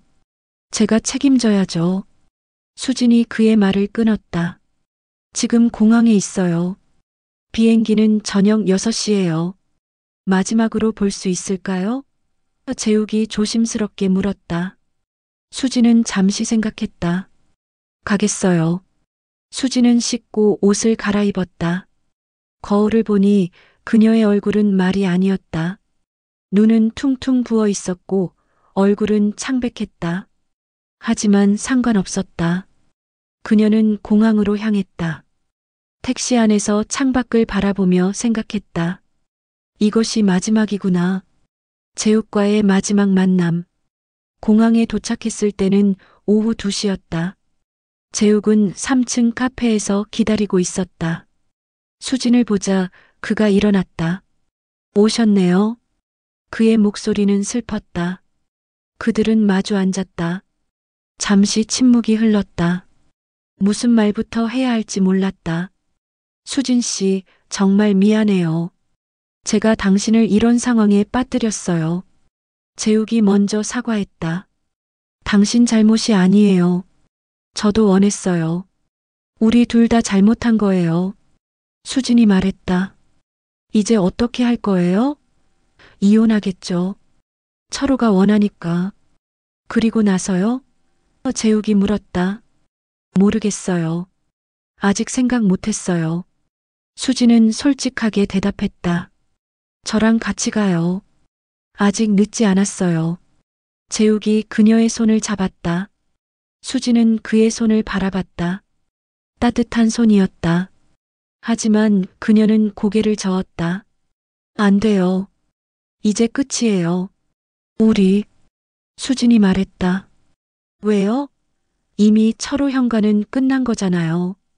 이제 자유로워졌어요. 자유. 이게 자유예요? 모든 걸 잃고 나서? 수지는 쓰게 웃었다. 적어도 선택할 수 있어요. 새로 시작할 수 있어요. 수지는 재욱을 똑바로 바라봤다. 재욱 씨, 우리 관계는 잘못 시작됐어요. 철호를 배신하면서 시작했죠. 그런 관계가 어떻게 행복할 수 있겠어요? 저는 평생 죄책감에 시달릴 거예요. 시간이 지나면 괜찮아질 거예요. 아니요. 안 괜찮아요. 저는 철호한테 너무 큰 상처를 줬어요. 그리고 당신도 친구를 배신한 거예요. 재욱은 아무 말도 하지 못했다. 수진의 말이 맞았다. 그들의 관계는 배신 위에 세워진 것이었다. 그럼 우리는 어떡하죠? 이대로 끝이에요? 끝이에요. 이게 우리가 치러야 할 대가예요. 수진의 목소리는 담담했다. 하지만 당신을 사랑해요. 재욱이 절규했다. 저도 당신을 사랑했어요. 하지만 사랑이 전부가 아니에요. 우리는 잘못된 선택을 했고 그 결과를 받아들여야 해요. 수진이 일어섰다. 이제 가봐야겠어요. 수진 씨, 제발. 재욱이 그녀를 붙잡으려 했다. 행복하세요, 재욱 씨. 미국에 가서 잘 사세요. 수진은 돌아섰다. 재욱은 그녀의 뒷모습을 바라봤다. 수진 씨. 그가 소리쳤다. 수진은 멈췄지만 돌아보지 않았다. 사랑했어요. 재욱의 마지막 말이었다. 수진은 눈물을 흘리며 고개를 끄덕였다. 나도요. 그녀는 걸음을 옮겼다. 공항을 나오는 수진의 눈에서는 눈물이 멈추지 않았다. 그녀는 택시를 잡아타고 집으로 향했다. 집에 도착했을 때는 오후 4시였다. 텅 빈 집. 이제 이곳은 더 이상 그녀의 집이 아닐 것이다. 곧 떠나야 할 곳이 될 것이다. 수지는 소파에 앉아 핸드폰을 들었다. 철호에게 문자를 보냈다. 이혼 절차 진행하세요. 제가 모든 잘못을 인정하겠습니다. 답장은 오지 않았다. 수지는 핸드폰을 내려놓고 방을 돌아보았다. 10년간 살았던 이 집. 얼마나 많은 추억이 있었던가. 행복했던 순간들, 평범했던 일상들. 모두 이제 끝이었다. 그녀는 침실로 가서 옷장을 열었다. 짐을 싸야 했다. 곧 이곳을 떠나야 할 것이다. 저녁이 되자 현관벨이 울렸다. 수지는 문을 열었다. 철호였다. 하지만 혼자가 아니었다. 변호사로 보이는 중년 남자가 함께 있었다. 들어가도 되겠소? 변호사가 정중하게 물었다. 네. 수지는 그들을 들여보냈다. 거실 테이블에서 그들은 마주 앉았다. 철호는 수진을 쳐다보지도 않았다. 변호사가 서류 가방에서 서류를 꺼냈다. 이혼 협의서입니다. 내용을 확인해 보시죠. 수지는 서류를 받아 읽기 시작했다. 위자료 없음, 재산 분할 없음, 모든 책임은 수진에게 있음. 가혹한 조건들이었다. 이해 있으면 말씀하세요. 변호사가 말했다. 없습니다. 서명하겠습니다. 수지는 담담하게 대답했다. 그녀는 펜을 들어 서명했다. 10년의 결혼 생활이 한 장의 종이 위에 서명으로 끝났다. 철호도 서명했다. 그의 손이 떨리고 있었다. 한 달 안에 이사 가주시면 됩니다. 변호사가 말했다. 알겠습니다. 수진이 대답했다. 변호사는 서류를 챙겨 일어섰다. 그럼 법원에 제출하겠습니다. 한 달 정도면 이혼이 확정될 겁니다. 그는 떠났다. 거실에는 수진과 철호만 남았다. 오랜 침묵이 흘렀다. 철호가 먼저 입을 열었다. 왜 그랬어? 정말 이유를 알고 싶어. 그의 목소리는 떨렸다. 수진은 그를 바라봤다. 외로웠어요. 당신은 저한테 관심이 없었어요. 그게 이유가 돼? 외로우면 바람을 피워도 돼? 아니요. 변명이 아니에요. 저는 잘못했어요. 용서를 구할 자격도 없어요. 수진이 고개를 숙였다. 재욱이는 어떻게 됐어? 같이 갔어? 철호가 물었다. 아니요. 헤어졌어요. 공항에서 마지막으로 보고 왔어요. 왜? 날 버리고 그 사람이랑 가는 거 아니었어? 그럴 수 없었어요. 우리 관계는 잘못 시작됐으니까요. 당신과 그 사람을 배신하면서 시작한 관계가 어떻게 행복할 수 있겠어요? 수진의 목소리는 쓸쓸했다. 철호는 한숨을 쉬었다. 그래도 날 선택하지는 않았잖아. 죄송해요. 철호는 일어섰다. 나 이제 갈게. 한 달 안에 나가줘. 네. 수진이 대답했다. 철호가 문으로 향하다가 멈췄다. 수진아, 한 가지만 알고 싶어. 날 사랑한 적 있었어? 수진은 눈물을 흘리며 대답했다. 있었어요. 처음에는 진심으로 사랑했어요. 지금은 미안해요. 수진은 대답할 수 없었다. 철호는 고개를 끄덕이고 현관문을 나섰다. 문이 닫히는 소리와 함께 수진은 바닥에 주저앉았다. 모든 것이 끝났다.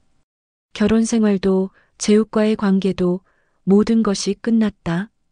그녀는 이제 완전히 혼자였다. 한 달이 지났다. 수진은 작은 원룸으로 이사했다. 철호와 살던 아파트에 비하면 초라한 곳이었지만 이제 그녀에게는 이것이 전부였다. 이혼은 확정됐다. 법원에서 이혼 판결문을 받던 날 수진은 법원 계단에 앉아 한참을 울었다. 10년의 결혼이 완전히 끝난 순간이었다. 부모님께는 차마 말할 수 없었다. 한 달 동안 전화를 피했다. 엄마가 걱정하며 계속 연락했지만 받지 않았다. 결국 엄마가 직접 집으로 찾아왔다. 원룸 문을 열었을 때 엄마의 얼굴에는 충격이 역력했다. 수진아, 여기가 어디야? 집은? 수진은 엄마를 안으로 들였다. 앉으세요, 엄마. 대체 무슨 일이야? 왜 이런 곳에 살아? 철호는? 엄마의 질문이 쏟아졌다. 수진은 더 이상 숨길 수 없었다. 엄마, 저 이혼했어요. 엄마는 얼어붙은 듯 그녀를 바라봤다. 뭐라고? 철호랑 이혼했어요. 한 달 전에. 수진이 담담하게 말했다. 왜? 무슨 일이 있었는데? 엄마는 믿을 수 없다는 표정이었다. 수진은 모든 것을 말했다. 재욱과의 불륜, 철호의 발견, 이혼. 엄마는 듣는 내내 말을 잃었다. 이야기를 마치자 엄마는 한참 동안 침묵했다. 어떻게 그럴 수가 있니? 엄마가 떨리는 목소리로 물었다. 미안해요, 엄마. 미안하다고? 우리가 너를 그렇게 키웠니? 엄마의 목소리에는 실망과 분노가 섞여 있었다. 제가 잘못했어요. 당연히 내 잘못이지. 결혼한 여자가 어떻게 그럴 수가 있어? 수지는 아무 말도 하지 못했다. 엄마의 질책이 계속됐다. 철호 부모님은 뭐라고 하시던? 얼마나 화가 나셨겠어. 우리 얼굴이 어디 붙이겠니? 죄송해요. 아빠한테는 뭐라고 말해야 하니? 아빠가 이 소식 들으면 쓰러지실 거야. 엄마는 한참을 울었다. 수진도 함께 울었다. 엄마, 정말 죄송해요. 부모님께 너무 죄송해요. 이제 어떻게 할 거니? 엄마가 눈물을 닦으며 물었다. 일 구하고 있어요. 혼자 살아갈 수 있게. 그 남자는? 재욱이라는 사람은? 끝났어요. 공항에서 헤어졌어요. 엄마는 한숨을 쉬었다. 그나마 다행이네.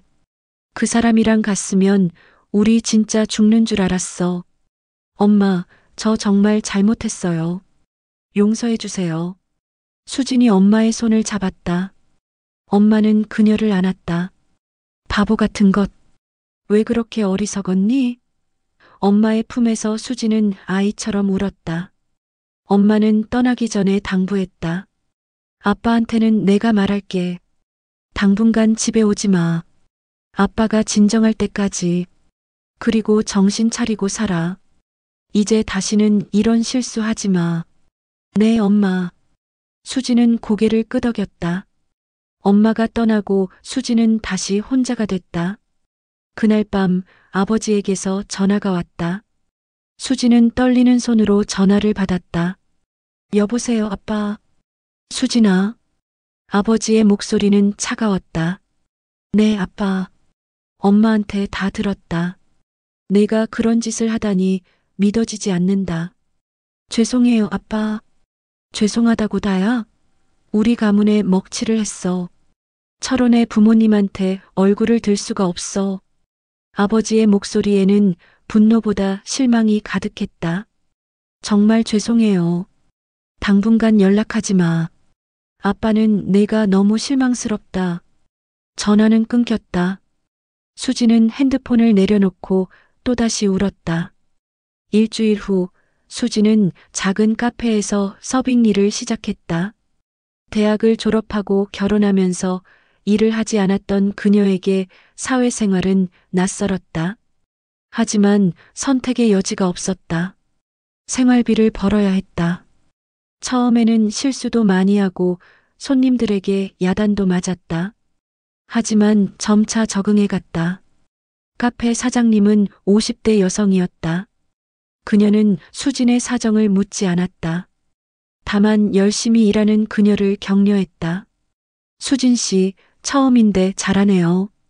힘들면 쉬어가면서 해요.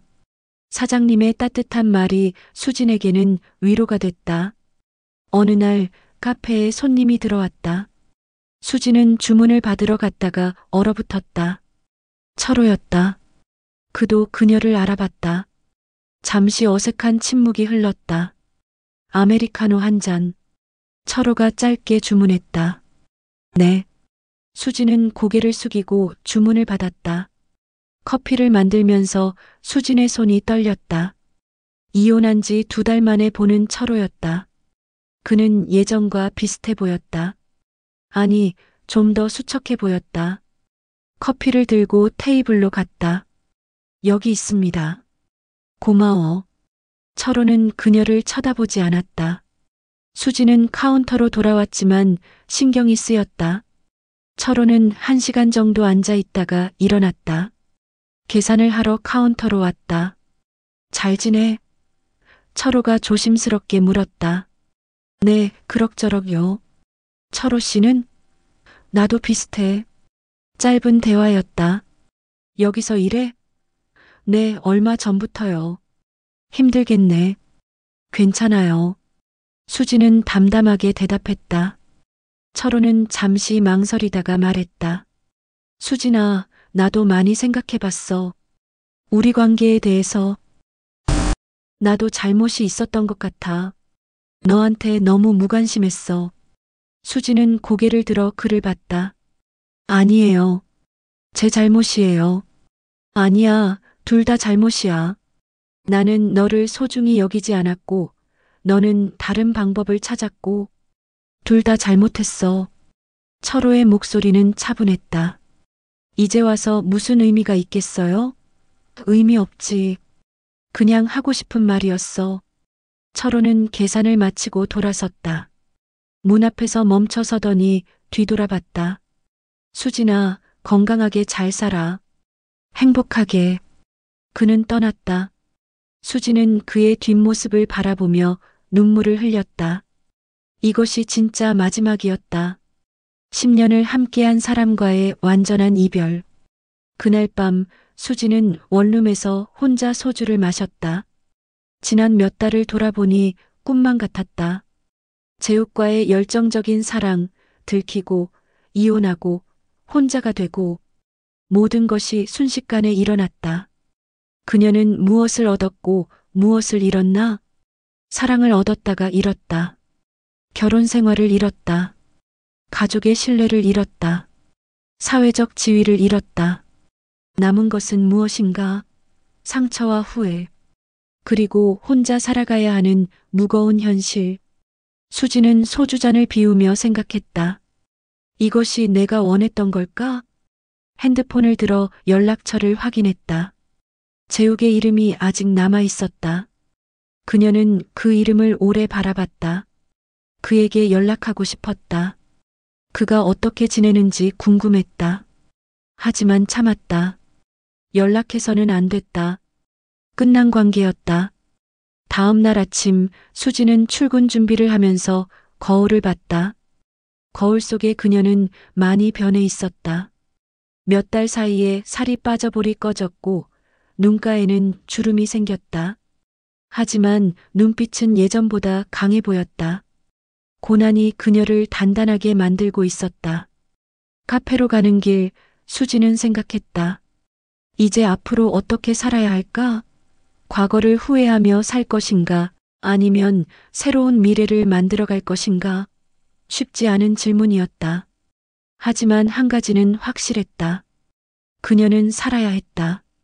무슨 일이 있어도 계속 살아가야 했다. 석 달이 더 지났다. 계절은 겨울로 접어들었다. 수지는 여전히 카페에서 일하고 있었다. 이제는 일에 익숙해졌고 단골 손님들도 생겼다. 조용하지만 나름대로 안정적인 삶이었다. 외롭긴 했지만 혼자 사는 것에도 점차 익숙해져 갔다. 어느 토요일 오후 카페에 한 여성 손님이 들어왔다. 50대로 보이는 단정한 차림의 여성이었다. 그녀는 수진을 보더니 다가왔다. 수진 씨죠? 수진은 놀랐다. 네, 그런데 누구세요? 저는 재욱의 누나예요. 재욱이 동생이에요. 수진은 얼어붙었다. 재욱의 누나? 잠깐 이야기 좀 할 수 있을까요? 그녀가 조심스럽게 물었다. 수진은 사장님께 양해를 구하고 그녀와 카페 구석 테이블에 앉았다. 어떻게 저를 찾으셨어요? 재욱한테 들었어요. 어디서 일하는지, 무슨 일로 오셨어요? 수진이 긴장한 목소리로 물었다. 재욱의 누나는 잠시 망설이다 입을 열었다. 재욱이 이야기를 들었어요. 당신과의 일을. 수진은 고개를 숙였다.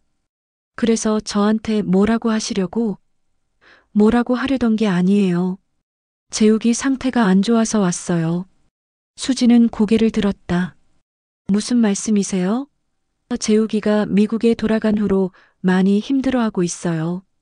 우울증 약을 먹고 있고 사업도 제대로 못하고 있어요. 당신 때문이에요. 재욱의 누나의 말에 수지는 죄책감을 느꼈다. 죄송합니다. 죄송하다는 말을 들으려고 온 게 아니에요. 재욱의 누나가 말을 이었다. 재욱이가 당신을 정말 사랑했어요. 제가 동생을 오래 봐왔지만 그렇게 누군가를 사랑하는 모습은 처음 봤어요. 아내와의 관계가 틀어진 후로 재욱이는 늘 공허해 보였거든요. 그런데 당신 이야기를 할 때는 달랐어요. 수지는 눈물이 났다. 하지만 우리는 잘못된 관계였어요. 알아요. 그것도 재욱한테 들었어요. 하지만 사랑에 잘못된 것도 있나요? 상황이 잘못됐을 뿐이지. 그래도 저는 결혼한 몸이었고 재욱 씨는 제 남편의 친구였어요. 어떻게 정당화할 수 있어요? 재욱의 누나는 한숨을 쉬었다. 정당화하려는 게 아니에요. 다만 재욱이가 너무 힘들어해서 그래서 당신이 어떻게 지내는지 보고 싶었어요. 혹시 재욱이만 혼자 힘들어하는 건 아닌지. 수지는 고개를 저었다. 저도 힘들어요. 매일 후회하고 있어요. 제 선택 때문에 모든 사람이 다쳤어요. 후회하면 뭐해요? 이미 벌어진 일인데. 그래도 후회밖에 할 수 있는 게 없어요. 수진의 목소리가 떨렸다. 재욱의 누나는 가방에서 편지 봉투를 꺼냈다.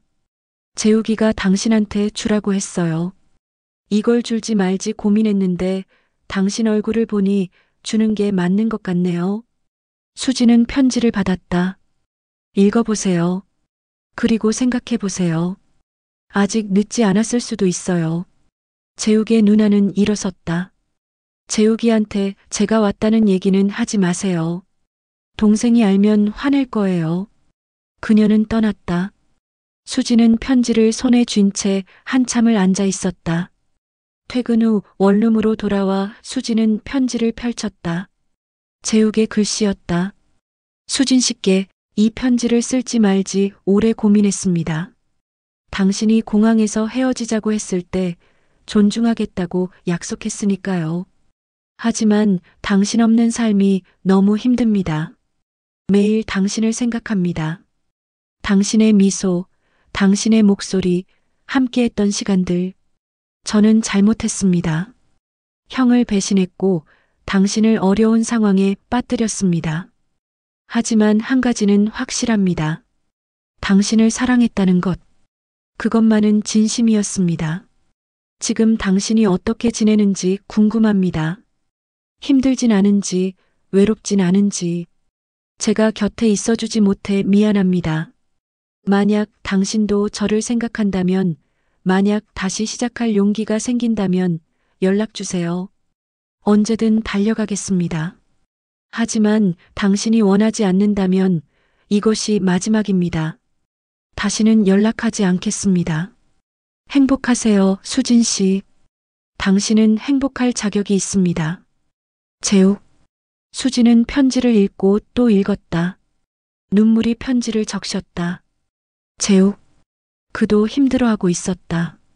그녀만 힘든 게 아니었다. 수진은 핸드폰을 들었다. 재욱의 번호를 눌렀다. 하지만 통화 버튼을 누르지 못했다. 연락해야 할까? 다시 시작해야 할까? 그날 밤 수진은 잠을 이루지 못했다. 재욱의 편지가 머릿속을 떠나지 않았다. 새벽이 되어서야 결심이 섰다. 그녀는 펜을 들어 답장을 쓰기 시작했다.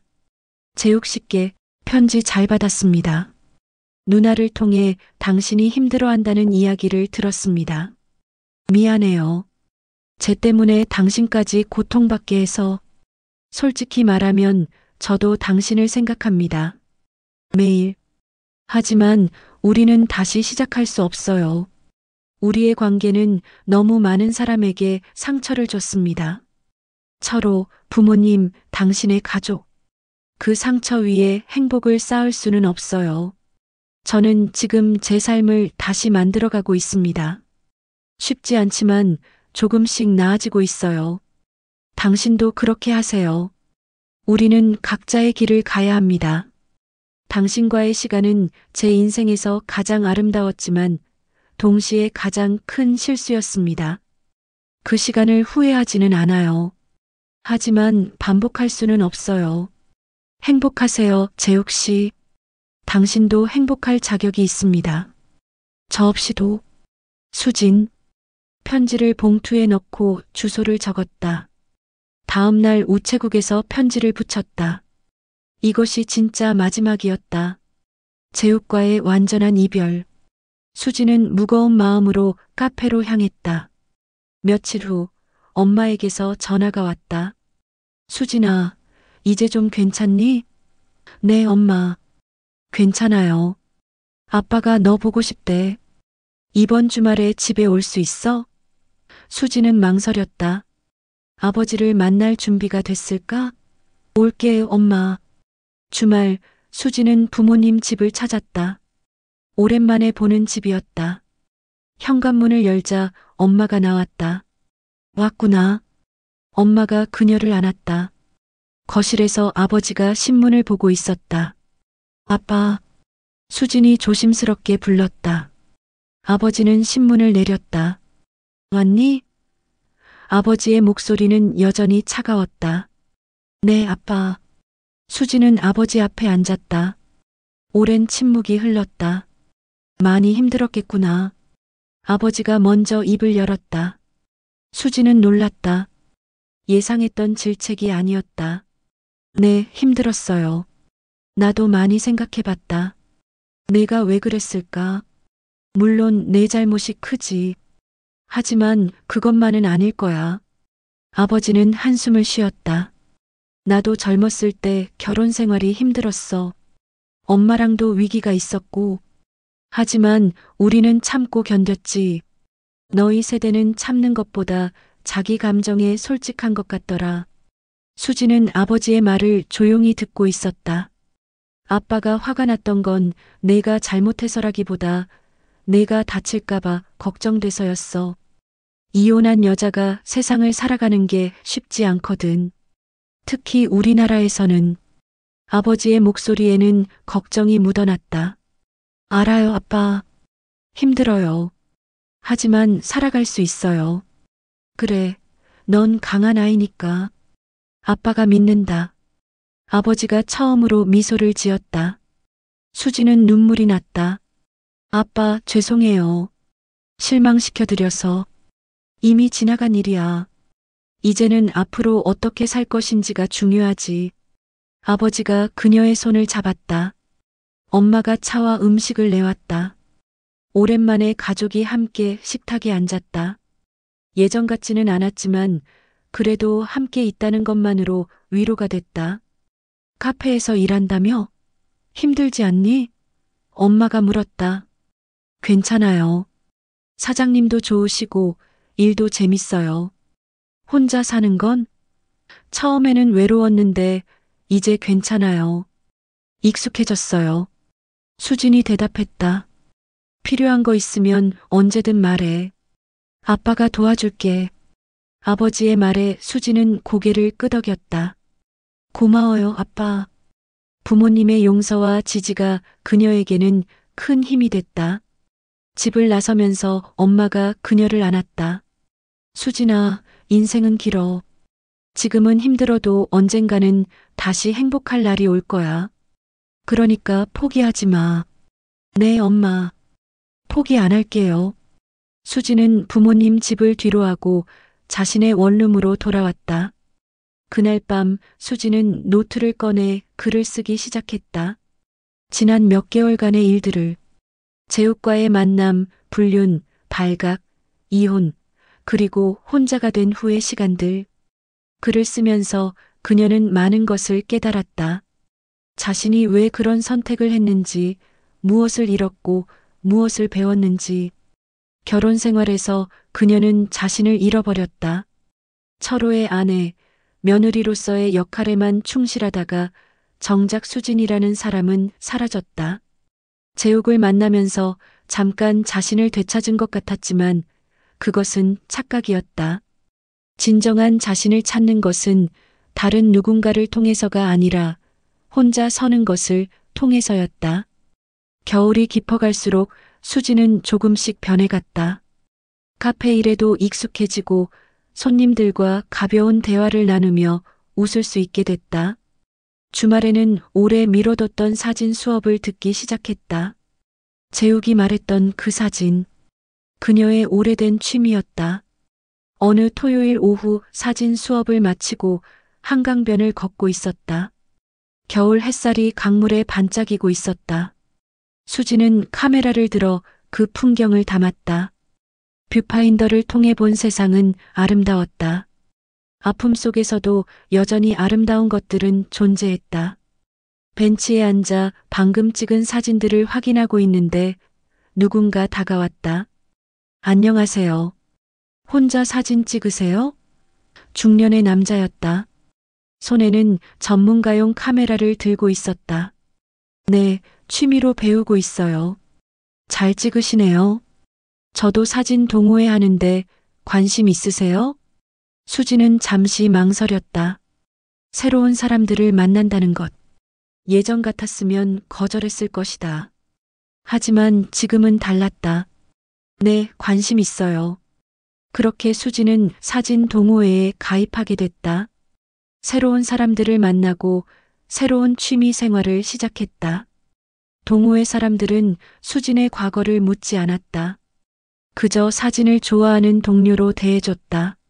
주말마다 함께 출사를 나가고 서로의 작품을 감상하고 조언했다. 수지는 점차 웃음을 되찾아갔다. 진심으로 웃을 수 있게 됐다. 봄이 왔다. 이혼한 지 거의 1년이 지났다.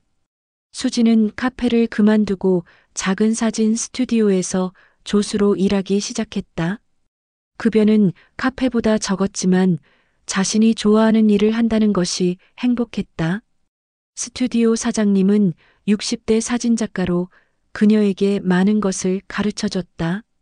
수진 씨, 사진에는 영혼이 담겨야 해요. 기술도 중요하지만 무엇을 담을 것인지가 더 중요하죠. 사장님의 말씀이었다. 수지는 그 말을 가슴에 새겼다. 그녀는 상처받은 사람들의 사진을 찍고 싶었다. 아픔을 겪었지만 다시 일어선 사람들. 자신처럼. 어느 날 오후 스튜디오에 한 손님이 왔다. 가족 사진을 찍으러 온 것이었다. 부부와 두 아이. 행복해 보이는 가족이었다. 수지는 그들의 사진을 찍으면서 묘한 감정을 느꼈다. 부러움도 있었지만 동시에 평화로움도 있었다. 이제는 그것을 보면서 아프지 않았다. 촬영을 마치고 가족이 떠난 후 사장님이 말했다. 많이 좋아졌네요, 수진 씨. 처음 왔을 때보다 훨씬 밝아졌어요. 그래요? 네, 눈빛이 달라졌어요. 처음에는 슬픔이 가득했는데 이제는 희망이 보여요. 사장님의 말에 수지는 미소 지었다. 많은 일이 있었어요. 제가 뭐라고 할 수 있는 건 아니지만 힘든 일을 겪으셨나 봐요. 하지만 그것을 잘 견뎌내신 것 같아요. 감사합니다. 아직 완전히 괜찮아진 건 아니지만 예전보다는 나아요. 시간이 약이에요. 계속 그렇게 나아가시면 돼요. 그날 저녁 원룸으로 돌아온 수지는 창문을 열었다. 봄바람이 들어왔다. 따뜻하고 부드러운 바람이었다. 그녀는 1년 전을 떠올렸다. 제육과의 불륜, 들킨 그날 밤, 이혼. 모든 것이 무너지던 순간들. 그때는 살아갈 수 없을 것 같았다. 하지만 살아냈다. 힘들었지만 포기하지 않았다. 매일 아침 일어나 하루를 살았다. 울기도 하고 넘어지기도 했지만 다시 일어났다. 그리고 지금 여기 있다. 완벽하게 행복하지는 않지만 그래도 괜찮다. 살만하다. 핸드폰을 보니 동호회 단톡방에 메시지가 와 있었다. 다음 주 출사 공지였다. 남산 벚꽃을 찍으러 간다고. 수지는 참석하겠다고 답장을 보냈다. 그리고 사진첩을 열어 지난 몇 달간 찍은 사진들을 보았다. 한강, 산, 거리, 사람들. 그녀의 렌즈를 통과한 세상은 여전히 아름다웠다. 마지막 사진은 거울 셀카였다. 최근에 찍은 것이었다. 사진 속의 수지는 미소 짓고 있었다. 진심 어린 미소였다. 그녀는 사진을 오래 바라봤다. 나 많이 변했네. 외모가 아니라 눈빛이 달랐다. 예전처럼 공허하지 않았다. 무언가로 채워진 것 같았다. 그날 밤 수지는 오랜만에 편안하게 잠들었다. 악몽도 없었고 과거에 대한 후회도 없었다. 그저 평온했다. 새벽에 잠깐 깼을 때 창밖으로 별이 보였다. 수지는 별을 보며 생각했다. 나는 괜찮을 거야. 앞으로도 계속. 다음 날 아침 수지는 평소보다 일찍 일어났다. 커피를 내려 마시며 창밖을 봤다. 봄이었다. 새로운 시작의 계절. 그녀에게도 새로운 시작이었다. 과거의 상처는 남아있지만 그것이 그녀를 규정하지는 않았다. 그녀는 그보다 더 큰 사람이었다. 스튜디오로 출근하는 길, 수지는 거리의 사람들을 바라봤다. 모두 각자의 삶을 살고 있었다. 모두 각자의 이야기가 있었다. 그녀처럼 상처받은 사람도 있을 것이고 행복한 사람도 있을 것이다.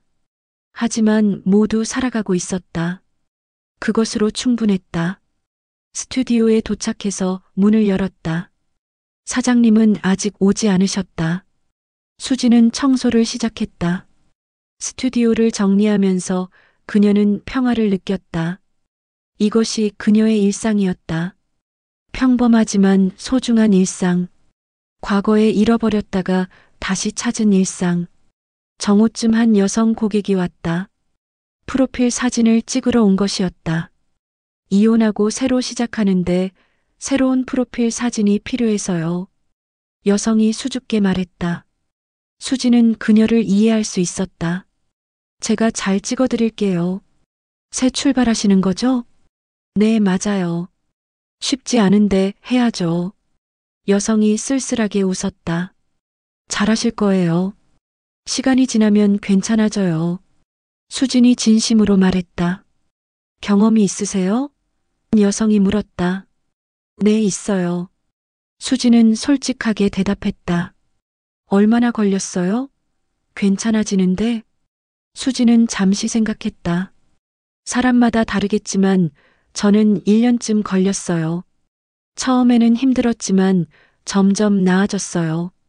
지금은 괜찮아요. 정말요? 저도 괜찮아질까요? 물론이에요. 반드시요. 수진의 확신에 찬 대답에 여성은 안도하는 표정을 지었다. 촬영은 잘 진행됐다. 여성은 처음에는 어색해했지만 점차 자연스러운 미소를 지었다. 수진은 그 순간들을 포착했다. 아픔을 딛고 다시 일어서는 여성의 강인함을. 촬영을 마치고 사진을 보여주자 여성이 감탄했다. 와, 제가 이렇게 예뻤나요? 네, 원래 예쁘세요. 그냥 잊고 계셨던 거예요. 수진이 말했다. 고마워요. 이 사진 보니까 힘이 나네요. 제가 해낼 수 있을 것 같아요. 여성은 밝은 얼굴로 떠났다. 수진은 그녀의 뒷모습을 보며 미소 지었다. 자신도 저렇게 누군가에게 힘이 될 수 있다는 것이 감사했다. 저녁이 되어 퇴근한 수진은 한강변을 걸었다. 요즘 자주 오는 곳이었다. 한강은 변함없이 흘러가고 있었다. 1년 전에도 지금도 앞으로도 강물처럼 삶도 흘러간다. 멈출 수 없고 되돌릴 수도 없다. 그저 흘러가는 대로 따라가는 것. 벤치에 앉아 노을을 바라봤다. 하늘이 붉게 물들고 있었다. 아름다웠다. 수지는 카메라를 꺼내 그 순간을 담았다. 뷰파인더를 통해 본 노을은 더욱 아름다웠다. 그녀는 연속으로 셔터를 눌렀다. 이 순간을 기억하고 싶었다. 핸드폰이 울렸다. 엄마였다. 수진아, 저녁 먹었니? 아직이요, 엄마. 집에 와서 먹어. 아빠랑 같이. 지금 가요. 수진은 일어났다. 부모님 집으로 가는 길은 따뜻했다. 이제 그곳은 다시 그녀의 안식처가 됐다. 부모님 집에 도착하니 엄마가 저녁을 준비하고 있었다. 수진이 좋아하는 음식들이었다. 엄마, 제가 도와줄까요? 아니야, 거의 다 됐어. 아빠 모셔와. 수진은 거실로 갔다. 아버지는 뉴스를 보고 있었다. 아빠, 저녁 먹어요. 식탁에 둘러앉아 저녁을 먹었다. 평범한 가족의 저녁 식사. 하지만 수진에게는 특별했다. 잃어버렸다가 다시 찾은 일상. 수진아, 요즘 일은 어때? 아버지가 물었다. 좋아요. 사진 찍는 거 재밌어요. 그래, 내가 좋아하는 일 하니까 다행이다. 다음 달에 동호회에서 전시회 한대요. 제 사진도 몇 장 전시돼요. 수진이 말했다. 정말? 우리도 보러 갈게. 엄마가 기뻐했다. 부담스러우실 텐데. 무슨 소리야? 당연히 가야지. 아버지가 단호하게 말했다. 수진은 감사했다. 부모님의 지지가. 저녁을 마치고 설거지를 하는데 엄마가 다가왔다. 수진아, 엄마가 하나만 물어볼게. 네, 엄마. 지금 행복해? 엄마의 질문에 수진은 잠시 생각했다. 행복? 완벽하게 행복하지는 않다. 하지만 불행하지도 않다. 글쎄요, 행복이 뭔지 잘 모르겠어요. 하지만 괜찮아요. 살만해요. 그럼 됐다. 그것만으로도 충분해. 엄마가 그녀의 등을 토닥였다. 고마워요, 엄마. 아빠도. 뭘 고마워. 우리가 부모인데. 엄마는 미소 지었다. 수지는 엄마를 안았다. 사랑해요, 엄마. 나도 사랑한다, 우리 딸. 집으로 돌아오는 길, 수지는 별을 올려다봤다. 밤하늘에는 별이 가득했다. 각자 자신의 자리에서 빛나고 있었다. 수진도 그렇게 살고 싶었다. 자신의 자리에서 자신만의 방식으로 빛나는 것. 원룸에 도착해서 샤워를 하고 침대에 누웠다. 피곤했지만 기분은 좋았다. 오늘도 하루를 잘 살았다. 내일도 그럴 것이다. 그렇게 하루하루 살아가는 것. 그것이 인생이었다. 잠들기 전 수지는 마지막으로 생각했다. 재욱은 잘 살고 있을까? 철호는? 그들도 자신처럼 조금씩 나아지고 있을까? 수지는 그들의 행복을 빌었다. 진심으로. 이제는 미움도 원망도 없었다. 그저 모두가 행복하기를 바랄 뿐이었다. 눈을 감으니 편안한 어둠이 찾아왔다. 수지는 미소 지으며 잠들었다. 내일도 해가 뜰 것이다. 그리고 그녀는 일어나 또 하루를 살아갈 것이다. 과거의 상처를 안고 하지만 미래의 희망을 품고 그렇게 살아가는 것. 그것이 용서이고 치유이고 새로운 시작이었다.